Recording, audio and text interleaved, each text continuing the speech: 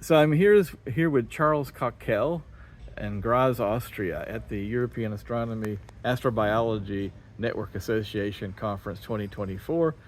Charles is from the University of Edinburgh in the UK, a well-known astrobiologist and prolific author, who just gave a very interesting talk on using micro biological reactors to use microbes to turn potentially asteroid material or lunar material into processing waste, or using or into biocompounds or compounds that could be used for industry. Let's first talk about the moon. How would that be used on the moon?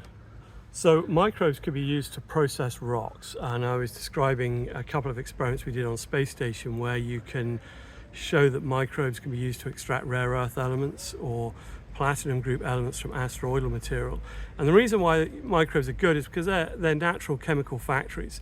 They have evolved to carry out chemical transformations over billions of years. So if you want to break down rocks, best thing to do is to go and find microbes in the natural environment that break down rocks, and then you can use those in biological processes on the moon to extract elements from rocks.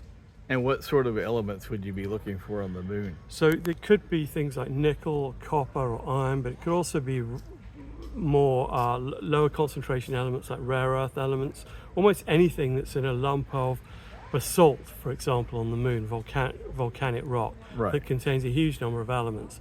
And microbes can help break down those rocks, just as they do in the process of biomining on Earth. And the biomining on Earth has already been used, or is in use, in leaching, making pretty much mining copper and gold. That's right. About a quarter of the world's copper and gold is extracted from rocks using microorganisms in biomining.